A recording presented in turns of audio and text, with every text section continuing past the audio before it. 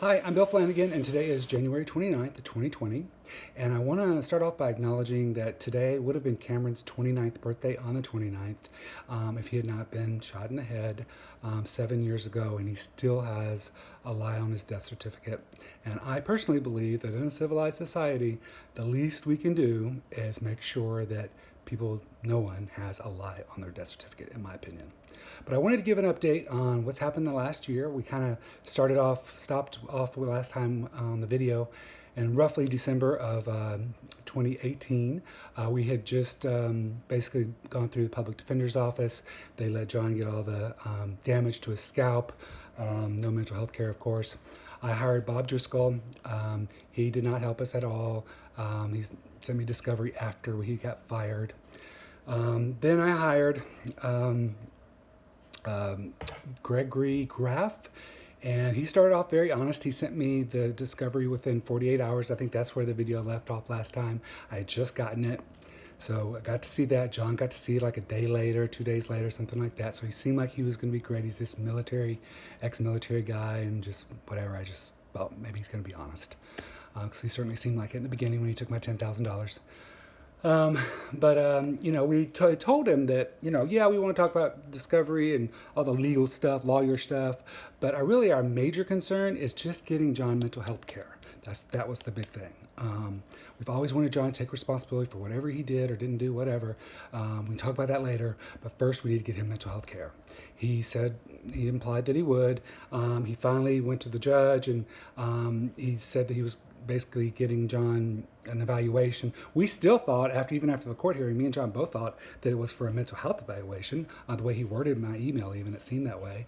But it wasn't. It was for a competency, which is done by a forensic psychiatrist. So we're like, okay, fine, whatever. That's not something we've ever requested in these 6 years, but if that's what they want to do, then that's what we'll do. And so John met with Dr. Ann M. Joseph, MD, forensic psychiatrist. She's also a neurologist, I believe. So very qualified, smart woman who's been doing those evaluations since 2014. She evaluated John March 23rd and 24th of 2019 for about 65 minutes and 70 minutes roughly. She told him that she was going to be declaring him incompetent, and that she was going to suggest or recommend to the judge that John go to the state hospital for mental health care. So we were really excited about the mental health care part of it in particular, so we were real excited about that. But what she did is she actually changed her report within 1 week. On March 31st, she submitted her report to Judge Alada, I believe is how you say it. She basically said that he was competent suddenly. Now, you should understand that John went to special ed, or nowadays they call you developmentally disabled, but he went to what at the time I assume was still called special education from fourth grade. He failed third grade. They almost failed him third grade a second time, but instead of failing him a second time, they put him in fourth grade. 2 students per 1 teacher, and he was in that 2-to-1 ratio from fourth grade until early 11th grade when he dropped out. He barely even started the 11th grade when he dropped out. But 3 different school districts, every year, I assume, these educators do an evaluation or see how the student's doing, and he was diagnosed as what we call now developmentally disabled for those 7 years. He went to school in a short school bus, never a long one, which I was asked a long time ago by a lawyer. I wasn't smart enough to figure out why they were asking me that question, but Sonia Gillen asked me in front of Leah Vazone, did John go to school in a short school bus or a long bus? And I said short, but it embarrasses him, but I didn't. And they looked at each other, and I should have, thought of something at the time, but I didn't. I just didn't. So people in the court system should have known that John is developmentally disabled for 6 years now, and he should have been treated differently than he has been. Not to mention he was never, given drug treatment, drug court, or any of the other things that you're supposed to get from him. People with substance abuse and mental health and developmentally disabled. He's all of those, and he's been treated the opposite of that. So So she not only does Anne Joseph, makes me so angry. She put in the report that she says that John did not know his own daughter's name. Basically, she quoted him. He has it tattooed on his arm. I think it's the left arm right here. He doesn't have any other tattoos on his arms, just one. And it says Miranda. That's his daughter for 20 years now. He's had that tattoo there. It's in all. Every time you get arrested, they describe your tattoos, so you don't even have to get off your desk if you work in the criminal justice system to see that Miranda has been tattooed on his arm through these last 6 years, and was before that too. But she said that he didn't know his daughter, her name, even though he had written her a letter and all this. She also said that he was not developmentally disabled at the very end. It's a very long sentence, but she does specifically say that he's not developmentally disabled. There's a little bit of qualification after that, but he is most definitely developmentally disabled. So, professional opinions, there's some leeway there. She could, I guess, say that he's not competent. But why did she tell John that? And I have John recorded. We were both kind of shocked or whatever, and I've got that recorded. Why did she change it? She said she changed it because someone told her to at the hospital. Well, that's not okay. I didn't know that doctors change their diagnosis because someone told them to that's never met the patient. That's not right. I've never heard of that. It's like if you're a doctor, she's two doctors, I think. Two different types of doctors. You stand strong in your diagnosis. Why would you let someone else influence you that's never met the person? Doesn't sound right. And why are you lying about Miranda when it's tattooed on his arm? And there was some other lies in there as well, and exaggerations of stuff too. But the rest of the report seems about like I would recommend. I would think John would answer questions and stuff. But that was fraudulent. So I called Dr. Joseph. I have that recorded as well, and she admits on the recording that she changed her diagnosis and why. She wouldn't really go in. There's a moment on there you can listen. It sounds pretty suspicious. She said she won't go any further. And I was just trying to get him mental health care. I wasn't even thinking about developmentally disabled stuff or anything like that at that point. Now I've started to because of the corruption around that and how horrible that is. But not at that time. I was just trying to we just wanted him to get mental health care for his bipolar, depression, ADHD. He's got a lot of issues going on, and she didn't really help with that either. But I guess she can't. That's fine, whatever. But I sent John's attorney, Gregory Graff, the recording of me and Dr. Joseph talking on the telephone. I did not send him the one of me and John talking and how we were surprised and all that. But I sent him that, and then I also sent him Cameron's murder investigation report because I explained we've been going through all kinds of corruption for 7 years with me and Cameron, 6 years with me and John. And here, look at the murder investigation report. If you're familiar with those, you could flip through real quick. Well, it's all redacted mostly, but you can see that the gun's right there. There's a bloody handprint, and the gun's on the other side of the room. It's not suicide. It wouldn't take him. So I believe he probably knows both. Dr. Joseph lied in the report, and that Cameron wasn't really murdered because he's probably curious. How often does someone, say, "Here, my nephew was murdered by a Denver sheriff," and send out the report? It doesn't happen every day. So he probably did look at it, and he probably knows. Then he goes to court as John's representative and tells the judge, I wasn't there. He denied it to me in an email, but I, of course, believe John, and it only makes sense. If you have this big, fancy report done, you show up at the next hearing, the judge asks, common sense, asks the attorney, are you okay with the report? And John says that Gregory said, yeah, we're fine with it, even though he knew that she changed her diagnosis, that he could see John's tattoo. He met with John twice. He met with him like a day or two before that hearing. He could see the tattoo then.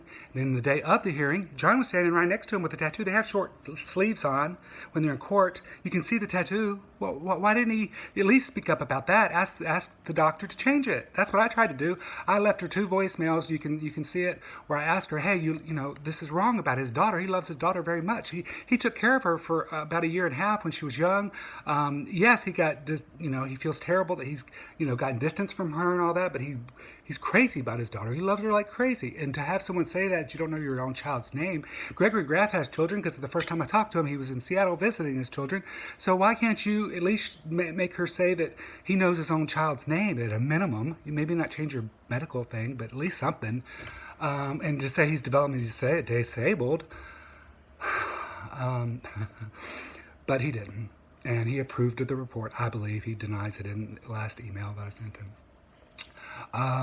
But that only makes common sense anyway. That's exactly how judges do it. I've been in the courtrooms 40, 50, 60 times, and that's how it kind of goes. They don't talk to the person. They only talk to the attorneys usually. Very little conversation between the defendants.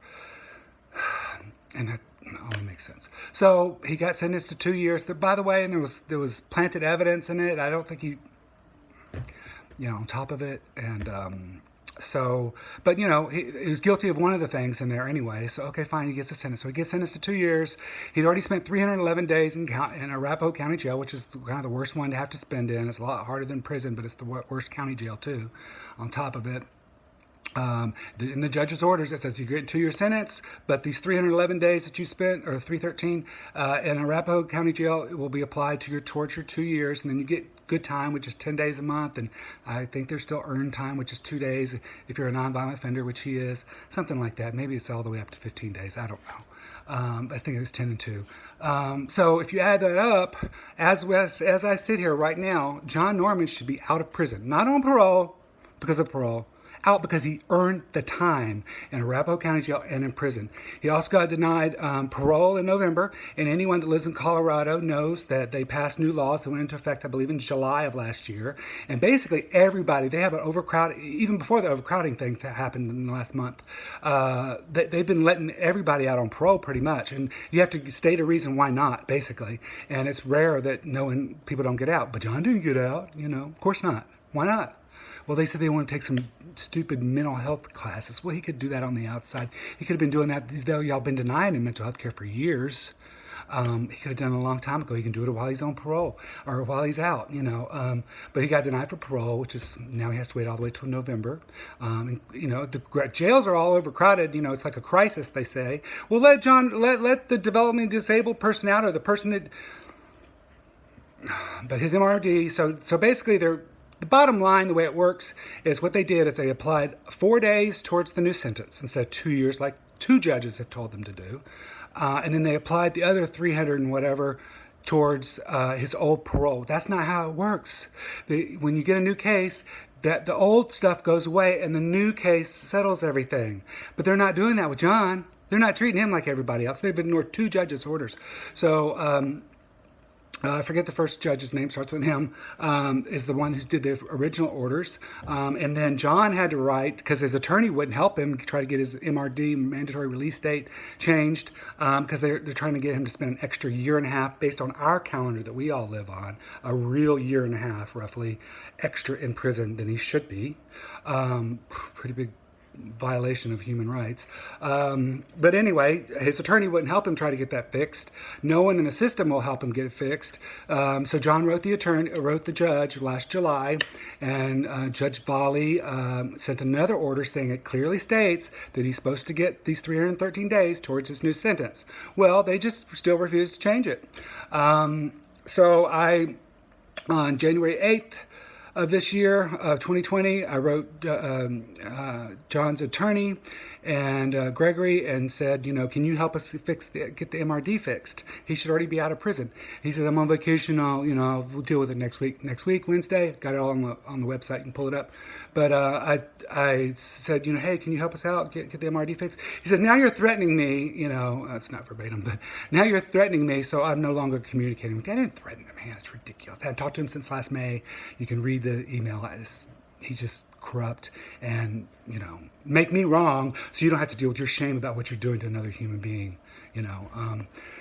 So then I wrote the judge. I wrote all 3 judges. The judge that did the first order, that starts with a name, I can't remember. Judge Volley, who did the second order.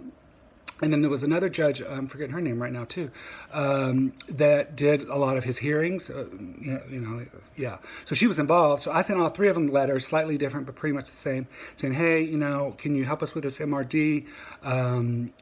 We've been dealing with corruption for years, and here we are again. This is just further proof, is basically what I was saying, but can you just, it's easy to fix. Anybody can see that the time should have been applied towards this new case. So And then Judge Volley wrote me back just a few days ago. I got it about a week ago.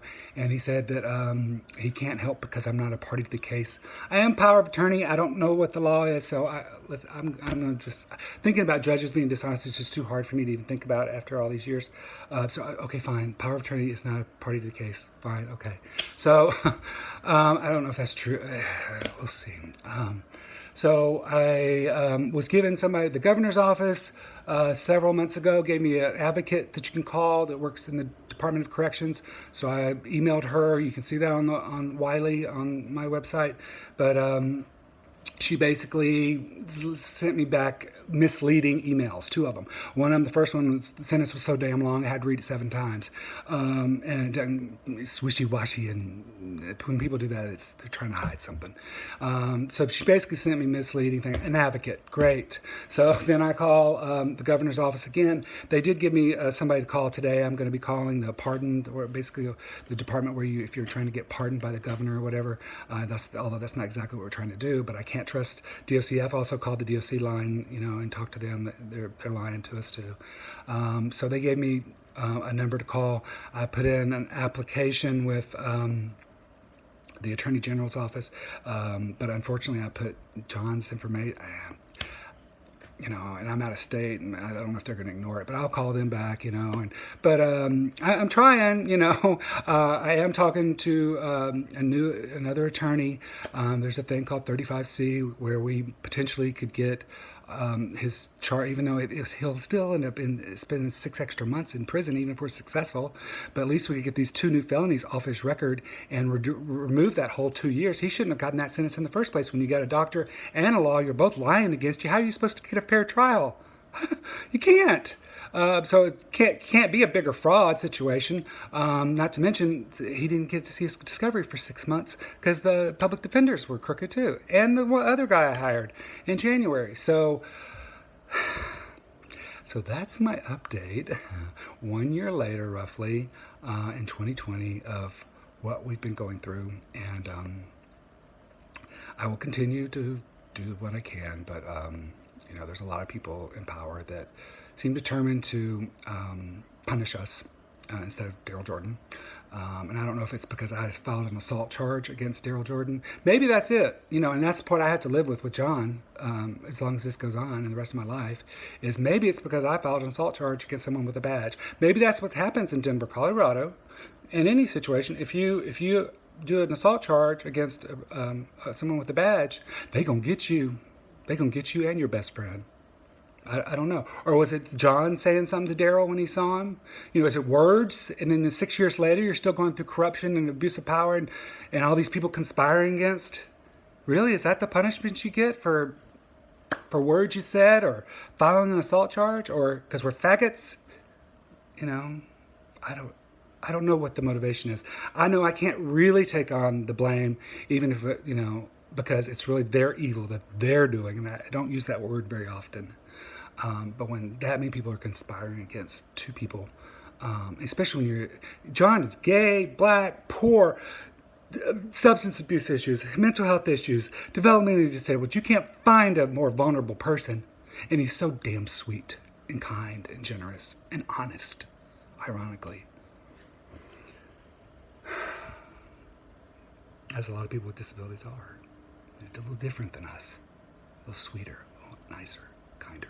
And John always gives, I give him money for commissary. He always gives at least 10% away to people that don't have anybody sending them anything. Just so I can get a little bit of decent food, like soup or, ramen noodles or something. But, he's always kind and generous to people. And so that's what I'm going to do. I'm going to keep on fighting. If you want to help out, I don't know what people can do except for if you know someone that can help me, have them contact me. I guess you could also call DOC and ask about his MRD. If enough people called, they might get tired of it or something. I doubt it. They don't care about nothing. The only thing they care about is the media, public attention. The only thing they care about. They ain't afraid of nothing. No lawyers, no judges. I don't think they're afraid of nothing. They just ignore judges' orders. So they ain't scared of me, that's for sure. So anyway, that's it for 2020. Peace.